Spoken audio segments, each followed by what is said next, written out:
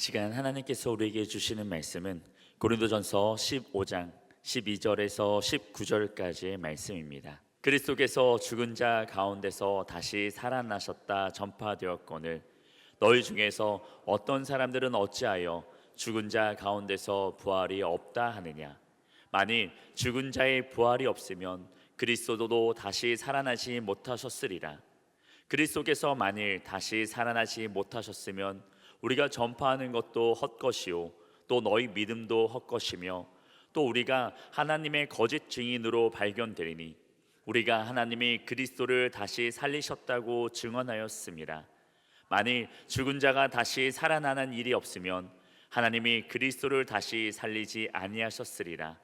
만일 죽은 자가 다시 살아나는 일이 없으면 그리스도도 다시 살아나신 일이 없었을 터이요 그리스도께서 다시 살아나신 일이 없으면 너희의 믿음도 헛되고 너희가 여전히 죄 가운데 있을 것이요 또한 그리스도 안에서 잠자는 자도 망하였으리니 만일 그리스도 안에서 우리가 바라는 것이 다만 이 세상에 살 뿐이면 모든 사람 가운데 우리가 더욱 불쌍한 자이리라. 아멘. 오늘 거룩한 성인의 진리 말씀에 근거해서 증명된 부활, 그런 제목의 말씀으로 은혜를 나누고 합니다. 기독교는 부활의 종교입니다. 여타 종교와는 달리 사람이 어떻게 죽어서 부활하냐, 요거에 대한 질문에 대해서 명쾌하게 답을 해줄 수 있는 우리 종교는 살아계신 하나님을 믿는 것이기 때문에 그렇습니다. 우리가 믿는 하나님은 전지전능하시지 않습니까? 무소부지하시고 온 천지 만물을 창조하시고 사람도 흙으로 빚어서 만드셔서 코에 생기를 불어넣어서 영의 분수로 만들어서 부동물질이 동물이 돼서 사람이라는 존재를 칭호를 받지 않습니까? 하나님은 지금도 살아계셔서 우리가 상상할 수 없는 것을 있는 것 같이 만드시고 무엇이든지 개조하시고 창조해내시고 또 여러 가지 수정도 해서 우리 앞길을 지도해 주시는 것을 믿기를 주의 이름으로 축원합니다. 물질 세계에 사는 저와 여러분은 이 하나님을 안 보이니까 신이 어떻게 우리 육체 속에 개입할 수 있냐, 이런 고정관념 때문에 부활을 믿지 않으려고 하는데, 성경은 명확하게 부활을 증거하고 알게 하고 또 믿게 해주신 것입니다. 은혜 받고 이런 부활은 반드시 있다. 우리가 앞서거니 뒤서거니 육체는 벗어도 부활이 있어서 영생주에 들어간다는 생각을 마음에 가지시고 우리의 신앙의 목적은 천국이다, 이런 믿음을 갖기를 주의 이름으로 축원합니다. 왜냐하면 불교에서나 유교에서나 이슬람교에서 부활 소리 들어본 적이 있습니까? 없지 않습니까? 그건 부활이 있기 때문에 그런 것입니다. 그러나 기독교는 부활이 있기 때문에 저와 여러분에게 설명을 해 주시는 것입니다. 죽음, 여기까지 사람의 영역이 물질세계 죽음, 그 후의 영역은 하나님의 영역이에요. 기독교 신앙은 뭐냐? 인간의 영역이 아니고 물질세 영역이 아니고 영의 영역에서 우리가 능력을 끌어당겨서 이 3차원의 물질세계를 다스리고 정복하고 승리하는 것입니다. 그래서 살 수 있거든요. 무슨 말이냐? 믿는 자에겐 능치 못하다고 말씀하신 것입니다.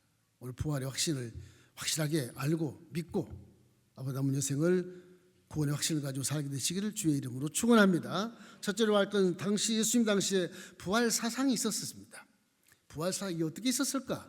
좀 궁금하긴 하나 성경은 어떤 신화나 어떤 거짓이 아닌 전설따라 삼천지가 아닌 실제를 기록하고 있기 때문에 성경의 말씀은 사실만을 기록한 것으로서 수천 년의 역사를 지내왔습니다. 지금 3,500년 전에 명문화가 된 이 성경 자체가 지금도 1점이라도 틀리지 않고 우리 앞에 나타나고 있는 것이거든요. 그래서 마태복음에도 보면 마태복음 5장 18절 말씀 이렇게 기록합니다. 진실로 내게 이르노니 천지가 없어지기 전에는 율법의 1.1획도 결코 없어지지 아니하고 다 이루리라, 그렇게 되어 있거든요. 성경을 그래서 진리라 그러는 것입니다.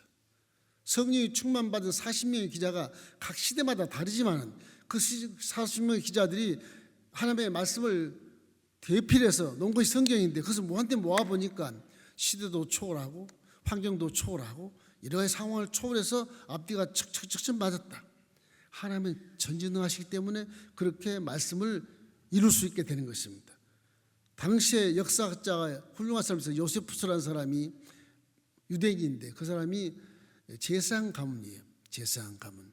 이 구약 시대 제사장 가문은 대단히 존경스러운 가문이거든요. 제사장 가문에서 역사자가 태어났어요. 요세푸스가. 사두개파거든요. 성전을 제사를 드린 것을 헌신하는 그런 파고, 바리새인 파란 뭐냐? 바리새인은 율법만 가지고 가리키는 파 그래요. 그래서 신기한 것은 율법을 가리키는 바리새인 파는 부활을 믿어요. 성경 말씀을 도통한 자들이거든요. 바울도 거기에 섞입니다. 사두개파는 성전에서 이렇게 제물을 드리는 그런 예배를 집중하는 그런 제사장들이기 때문에 거기에는 로마 제국 시대에 굉장한 그런 부정부패가 많았어요. 하나님께 제물을 드린 제물에다가 뭐 이렇게 도장을 찍어가지고 우리가 찍은 제물만 사가야 된다. 다른 건 부정타서 안 받는다 하나님이. 거기에서 고리를 뜯고 뭐 여러 가지 착취하는 것이 많이 있었던가 봐요. 예수님도 성전 정화시키면서 고난주간에 채찍을 들고 비둘기 파는 자, 돈 바꾸는 자 막 다 쫓아내지 않습니까? 그 사두개파들입니다. 그런데 바리새파는 부활을 믿어요. 이 사두개파 속에 요세푸스라고 하는 사람이 사두개파 제사장 가문인데 이 사람이 결국에는 부활 쪽으로 들어와서 믿게 돼. 그러니까 예수님 당시에는 부활을 믿는 파는 바리새파예요. 이런 것에서 이 요세푸스가 거기에 대한 모든 부활 사상을 다 익히 알고 바리새파로 돌아서게 된 것입니다. 그래서 그 당시에 사두개파들은 전부 다 이렇게 실용주의로 변질이 돼가지고서 부활을 믿지 않았었습니다. 성전 제사 전문가도 불구하고 그렇게 된 것입니다. 그래서 바리새파는 항상 부활을 믿었기 때문에 주님이 기뻐하신 파가 됐지요. 겨울 동안 여러분 죽은 것처럼 보이던 나무들, 정말로 도저히 새싹이 나올 수 없는 나무들이었지만 봄이 딱 보니까 새싹이 피고 꽃이 피어나지 않습니까? 자연계시 부활을 의미하는 것입니다. 여기에 있는 우리 각 교구에서 계란 콘센트를 성전에 올려놨는데 이런 것이나 꽃 모든 것도 다 존재 이유 속에 그때를 정해서 아름다운 살은 향기를 하나님 보좌에 진동하게 만드는 것입니다. 이거 다 하나님이 천지 만물을 지으실 때 말씀으로 지었는데 이 천지 만물이 계시가 다 우리한테 들어와 있어요. 로마서 1장 20절 말씀 보면 신기합니다. 우리 한번 읽어볼까요? 창세로부터 그의 보이지 아니하는 것들 곧 그의 영원하신 능력과 신성이 그가 만드신 만물에 분명히 보여 알려졌나니 그러므로 그들이 핑계하지 못할지니라. 저 설교 준비할 때 보면 말씀의 제목을 따면 자연계시를 쫙 봅니다. 와, 하나님이 지으신 자연계시는 말씀 찾아 들어맞아요. 마귀는 창조주가 아니니까 안 들어맞습니다. 이렇기 때문에 우리 항상 마음속에 부활이 있다는 것을 확신을 갖고 살기를 주의 이름으로 축원합니다. 우리는 지금도 여러분 저녁에 잘 때는 죽었다가 아침에 일어날 때 부활하는 겁니다. 연습을 계속 하고 있는 거예요, 사실은. 본문의 고린도서 15장 14절 15절 말씀을 함께 읽겠습니다. 그리스도께서 만일 다시 살아나지 못하셨으면 우리가 전파하는 것도 헛것이요 또 너희 믿음도 헛것이며 또 우리가 하나님의 거짓 증인으로 발견되리니 우리가 하나님이 그리스도를 다시 살리셨다고 증언하였습니다. 만일 죽은 자가 다시 살아나는 일이 없으면 하나님이 그리스도를 다시 살리지 아니하셨으리라 말씀하신 것입니다. 하나님은 전지전능하시니까 얼마든지 3일 만에 예언한 대로 죽었다가 부활하신 거예요. 사람도 부활할 수 있어 그러지만 하나님은 그렇지 않아요. 전능하시니까 죽었다가 그 시에 부활할 수 있어요. 그 시에 40일 동안 부활한 모습을 제자들에게 보이시고 41일째 천사와 함께 하늘로 구름 타고 올라가시지 않습니까? 그걸 500명이 본 앞에서 구름 타고 올라가는 것입니다. 성경은 아주 정확하게 사실에 기록해 놨기 때문에 안 믿을 수가 없게 되어 있어요. 그래서 우리는 의심한단 말이에요. 믿음이 없어 그러는 것입니다. 이런 부활의 확신을 믿어 놓아야 사도 바울처럼 일평생 예수님께 배반하지 아니하고 열매를 맺게 되는 것이고 후회 없는 인생을 살아갈 수 있고 모든 성도들과 후배 성도들에게 본이 되고 귀감이 되는 그런 신앙생활을 할 수 있게 되는 것입니다. 이러기 때문에 성경은 우리가 이걸 못 믿으면 제일 불쌍한 사람이라고 말하는 것입니다. 자, 둘째로 그러면 부활의 역사적인 사실이 있을까? 성경은 실제 기록해 놓은 것이라서 세계사의 역사에 고스란히 묻혀서 기록이 됩니다. 본디오 빌라도 여러분이 고백하지만 그 본디오 빌라도 그 당시에 서기 1세기에 그 당시에 본디오 빌라도가 있었고 그 당시에 로마의 황제가 있었고 다 있는 것을 성경에 적시를 다 해놨어요. 실제로 그려놨기 때문에. 그래서 성경을 보면 부활이 있을까 나타나고 있는 것입니다. 부활의 증거는 수없이 많습니다. 주님께서 예언하시고 나서 3일 만에 부활하셨죠. 막달라 마리아 다른 마리아가 또 무덤이 비어 있는데 보니까 호련히 주님이 부활하셨죠. 거기에 당시에 로마 제국에서 이 천하를 어지럽게 하는 예수를 죽은 자를 무덤에 넣었는데 그냥 놔둡니까? 돌로 딱 봉인해가지고서 군사들이 다 지키고 서 있었어요. 3일 후에 온데가 없이 사라졌어. 무덤 문도 안 열렸는데 사라진 겁니다. 난리가 났죠. 그 당시에 병장들은 그 장병들은 예수 시체를 지키지 못했기 때문에 전부 사형당했을 것입니다. 로마 법이 원래 그래요. 그래서 제자들이 달려가서 몸으로 안개심으로 내려가서 베드로야 이란 제자가 다 소문을 퍼뜨려서 엠마로 돌아갔던 제자들 둘도 돌아오고 다 다시 예루살렘으로 돌아와서 예수님 부활한 예수님을 만나게 된 것입니다. 이래서 사도 바울도 고린도전서 5장에 이렇게 15장에 말씀하고 있어요. 고린도전서 15장 4절로 8절에 이렇게 말합니다. 장사 지낸 바 되셨다가 성경대로 사흘 만에 다시 살아나서 게바에게 보시고 후에 12 제자에게와 그 후에 500여 형제에게 만삭되지 못하 보이시고 후에 모든 사도에서도 만삭되지 못한 나에게도 보였다 이렇게 말씀한 것입니다. 예수님의 부활을 증인들이 너무 많아요. 엄청 많습니다. 이거 성경은 사실 기록을 놓았기 때문에 이거 신실로 믿어야 되는 것입니다. 이걸 안 믿으면 안 되는 거예요. 이걸 믿어야 돼. 이래서 예수님께서 또 우리에게 질문하신 바 있어요. 십자가 대속의 은혜를 주시기 전에 이렇게 질문하십니다. 요한복음 11장 25절 26절 크게 한번 읽겠습니다. 예수께서 이르시되 나는 부활이요 생명이니 나를 믿어도 믿는 자는 죽어도 살겠고 무릇 살아서 나를 믿는 자는 영원히 죽지 아니하리니 이것을 내가 믿느냐 이렇게 질문하고 있는 것입니다. 예수님은 유황 같은 말씀을 하시고 십자가에 달리셔서 우리의 모든 죄를 사하시고 죽었다가 3일 만에 다시 부활하신 것을 우리가 확실히 성경에서 말씀을 믿게 되게 되는 것입니다. 그리고 40일 기도할 때 베드로도 만나고 다 만났지 않습니까? 이 성경은 역사적으로 부활을 합리적으로 얼마든지 변증할 수가 있어요. 제자들이 로마 제국 때 문을 닫아놓고 기도하지 않습니까? 문 닫아놨는데 예수님이 쏙 들어오시는 거예요. 평강이 있을지어다. 제자들 깜짝 놀라요. 그 첫 번에 나타날 때는 제자들 사이에 도마가 빠져 있었습니다. 도마가 와서 그 광정을 못 봤으니까 그 간증을 듣다 보니까 믿을 수가 없는 거 도마가. 나는 예수님의 창을 받은 옆구리에 손가락을 찔러 넣어봐야 내가 믿을 수 있어. 저와 여러분 같지 않습니까? 그래서 도마가 있는 11제자가 모인 곳에 예수님이 다시 나타났어요. 도마야 내 옆구리에 손가락을 넣어봐라. 내 못자국에 있는 손가락 한번 넣어봐라. 도마가 예수님 나타나서 놀래가지고서 부활한 모습에 놀래서 아유 주여 믿습니다. 예수님이 보지 않고 믿는 자가 복이 있느니라. 그렇게 말해서 이 제자들이 모두가 다 부활한 예수를 믿게 되고 성천하실 때 500명 앞에서 감람산에서 성천하실 때 너희는 몇 날이 못 되어 성령을 받을 것이니까 예루살렘 절대 떠나지 말아라.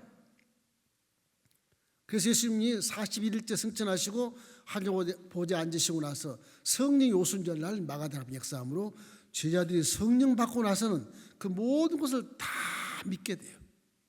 사도 요한 같은 자는 내가 들은 바요 본 바요 믿은 바요 내가 만진 바니까 이거는 절대로 내가 확정할 것이고 거짓이 아니다. 그리고 요한일서에 막 기록하고 있거든요. 확실한 믿음의 그런 체험을 하게 되는 것입니다. 이렇기 때문에 우리도 부활한 이 부활절날 이렇게 기도해서 부활한 예수님을 만나시면 얼마나 좋겠습니까? 성령이 계심으로 지금 여러분은 얼마든지 제자보다 먼저 만날 수 있어요. 성령으로 충만하기를 주의 이름으로 축원합니다. 이 현상은 신화가 아니고 실제를 기록하는 것이에요. 실제를. 요한복음 20장 19절 함께 읽겠습니다. 이날 곧 안식 후 첫날 저녁 때 제자들이 유대인들을 두루와여 모인 곳의 문들을 닫았더니 예수께서 오사 가운데 서서 이르시되 너희에게 평강이 있을지어다. 부활하면 그런 몸이 되는 것입니다. 또 구름 타고 승천하지 않습니까? 두 천사 함께 예수님이 승천을 이렇게 하고 구름 타고 감람산 앞에서 쫙 올라가죠. 실제 보는 것이거든요. 실제 그걸 고린도 전서에 다 기록되어 있고요. 사도행전도 다 기록되어 있는 것입니다. 그래서 구약에도 보면 엘리야도 회리바람 타고 올라가는 모습이 나와요. 그건 산채로 그냥 산채로 올라가는 것입니다. 하나님은 전능하시기 때문에 그렇게도 할 수 있고 신령한 몸으로 변화해서 올라가게 할 수도 있고 하나님은 얼마든지 전능하시고 무소부지하시고 영원 불변하시기 때문에 그렇게 할 수 있는 분을 우리가 믿는 것이기 때문에 우리의 신과는 전능하신 하나님, 무소부지하신 하나님, 영원토록 변하지 않는 그 하나님을 믿기 때문에 그 하나님은 얼마든지 세상을 창조하신 분이요 우주를 만드신 분이요 사람을 만드신 분이라는 걸 항상 믿고 여러분 말씀을 믿기를 주의 이름으로 축원합니다. 그럼 믿게 되는 것입니다. 자, 제자들도 우리가 잘 안 믿었어요. 제자들이 성령 충만 받고도 긴가민가한 사람도 있었어요. 제자들이 순교하는 모습을 보면 그걸 믿을 수가 있어. 로마 제국하에서 이 로마 병정들이 그렇습니다. 부활한 예수를 안 믿으면 살려줄 것이고 믿으면 죽는다 너. 그렇게 해놓고 있는데도 불구하고 제자들이 나는 믿습니다. 그럼 죽어버리는 겁니다. 그렇게 순교한 자가 대다수예요. 베드로도 십자가에 거꾸로 달려 죽고 야고보도 막 그냥 그 십자가에 몸과 함께 뚫어서 죽고 여러 가지 사건들을 통해 제자들이 다 순교한 것이 무엇을 보았길래 무엇을 만져봤길래 죽음 앞에서 그렇게 부활을 믿고 죽을까 생명과 바꿀 수 있을까 그걸 믿으면 순교할 수 있는 것입니다. 나도 죽으면 부활되니까 이놈의 세상 빨리 죽고 부활해버리자 그런 생각도 갖게 되고 부활의 확신을 가지면 죽는 것도 두렵지가 않아서 그런 거예요. 이것이 다 성경의 기록이 낱낱이 기록되어 있는 것입니다. 자, 세 번째 그러면 육체로 부활하냐 영으로 부활하냐 이 궁금하지 않습니까? 성경을 통틀어서 알지만 성경을 통틀어서 잘 모르거든요. 이 몸 그대로 부활합니까? 안 그렇습니다. 신령한 몸으로 변한다고 성경은 말씀하거든요. 사람이란 하나님의 형상과 모양을 닮아서 하나님이 영이 내 육신을 입고 살기 때문에 육체를 벗으면 우리 죽음이라 그러는데 육체를 벗으면 이제 영은 영원히 사는 것입니다. 왜? 하나님의 분신이기 때문에 그래요. 죽질 않아요. 영원히 살아요. 그래서 사람은 원래 육과 함께 영원히 사는 존재이기 때문에 범죄함으로 말미암아서 육체와 함께 쫓겨나서 지금 이런 인생의 고난을 갖고 살지만은 육체를 벗으면 영의 몸으로 영원히 살게 된 존재가 되고 그 모습은 천사들처럼 남자도 아니고 여자도 아니고 중성도 아니고 아주 완벽한 존재로 변화되게 되는 것입니다. 그래서 이걸 어떻게 설명해야 되느냐? 성경 여러 가지 설명이 많은데 이런 거예요. 고린도 전서에 보면 옥수수 알맹이라고 나오는데 알맹이 옥수수 알맹이가 씹으면 싹이 나지 않냐? 신령한 몸도 그러하니라 그렇게 나와요.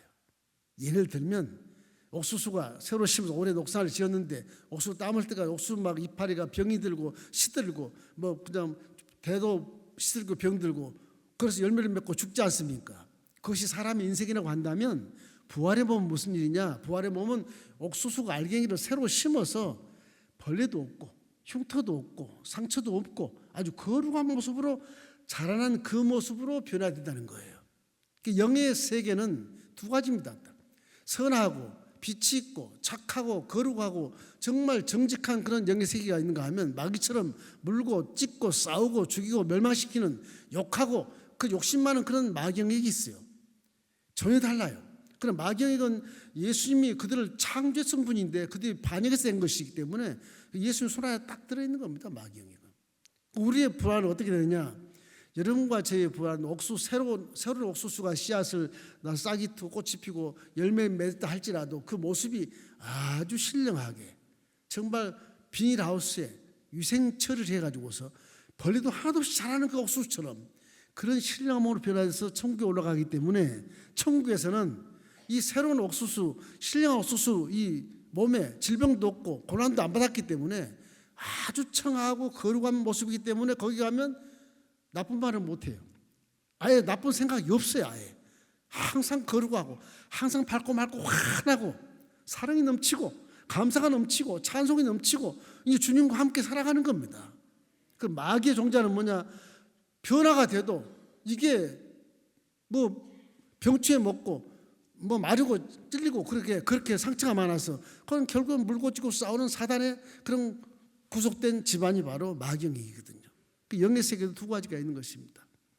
이러기 때문에 우리는 항상 우리 기독교 믿음은 천국이 우리의 조국이다, 우리의 나라다 항상 기억해야 돼요.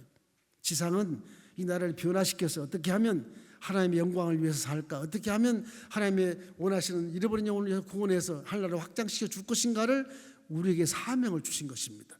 여러분이 다 직장이 다르고 재능이 다르고 다 하는 일이 다르겠지만 그 모든 일들은 다 믿는 자들은 하나님의 영광을 돌리기 위해서 주신 직장이고 주신 사업이고 주신 물질이고 주신 권세며 주신 그런 자리인 것입니다. 이렇기 때문에 내가 무슨 일을 할지라도 하나님이 원하시는 일을 해야 돼. 그 사명인데 그것이 잃어버린 영혼을 전도하는 것과 함께 이 나라 하나님 나라를 확장하는 일에 열심을 다해야 한다는 것입니다.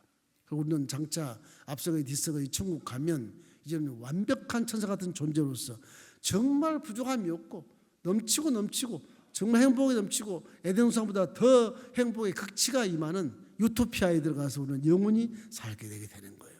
사람을 한번 죽는 것은 정한 것이지만 그 후에는 반드시 심판이 있어요. 반드시 지옥이 있고 반드시 천국이 있어요. 그걸 잃어버리면 안 돼. 그걸 잃어버리지 말고 우리가 회개만 제대로 하면 정말 신령한 몸으로 쫙 부활이 돼서 천상에서 영원히 찬송과 사랑과 감사가 넘치는 곳에서 살아갈 수 있게 되는 것입니다. 마귀에게는 물고 찌고 싸우고 욕심만 자고 육신의 장막을 벗으면 거기는 항상 물고 찌고 싸워요. 거기는 감사가 없어요. 거기는 사랑도 없고요. 기쁨도 없어요. 거기는요. 그리고 성경에 말한 것처럼 지옥불에 떨어져서 소금 쳐서 막 볶아낸 것처럼 그렇게 뜨겁고 고통스러운 일을 당하는데 그것이 죽지 않고 영원히 당한다고 하는 것입니다. 지옥불이 그렇게 저주 속에 더져주기 때문에 거기 갈로 생각도 하지 말고 예수를 믿었으면 반드시 구원받아야 되니까 예수 믿고 여러분이 회개를 잘함으로 말미암아 신령한 옥수수가 자라나는 것처럼 거기 병충해도 없는 것처럼 나쁜 생각 하나도 하지 않는 것처럼 신령한 몸으로 변화되기 위해서 회개를 열심히 하시기를 주의 이름으로 축원합니다. 씨를 뿌리는 것은 씨 뿌리는 것이 아니라 그 뿌릴 때 농부가 뿌릴 때 형체를 딱 보고 뿌리지 않아요. 옥수수 하시면 옥수수가 반드시 나 그걸 뿌리지 않아요. 그런 것이거든요. 여러분 예수님이 여러분의 제자가 되고 성도가 되고 하나님 자녀가 되었으면 이제는 반드시 여러분이 장래 형체가 거룩하게 나타나게 되는 겁니다. 고린도전서 15장 42절 44절 말씀 우리 함께 읽어보십시다. 죽은 자의 부활도 그와 같으니 썩을 것으로 심고 썩지 아니할 것으로 다시 살아나며 욕된 것으로 심고 영광스러운 것으로 다시 살아나며 약한 것으로 심고 강한 것으로 다시 살아나며 육의 몸으로 심고 신령한 몸으로 다시 살아나니 육의 몸이 있은즉 또 영의 몸도 있느니라 말씀입니다. 실제를 얘기하는 것입니다. 썩은 것으로 심어도 우리는 회개하면 신령함으로 다 살아나는 거예요. 할렐루야. 육의 몸으로 심어도 신령으로 변화해서 쭉 가는 거예요. 그 회개가 굉장히 중요한 겁니다. 그래서 지금 우리가 상처기가 있고 손에 흉터가 있고 이런 어려운 것이 많고 마음에 욕심이 많고 죄도 많고 뭐 여러 가지 비판을 정죄하고 판단하지만 이들은 못 올라가요. 이걸 깨끗이 회개하고 흉터 없이 상처 없이 새로운 몸으로 이렇게 올라가는 거. 순식간에 올라갑니다. 순식간에. 왜? 하나님의 전지전능하시니까 얼마든지 그렇게 할 수 있어요. 얼마든지. 믿으시기를 주의 이름으로 축원합니다. 부활주일날 이것이 없으면 기독교는 꽝이에요. 부활이 있는 이것 때문에 우리가 믿는 거예요. 사실은. 안 그러면 여타 종교와 똑같죠.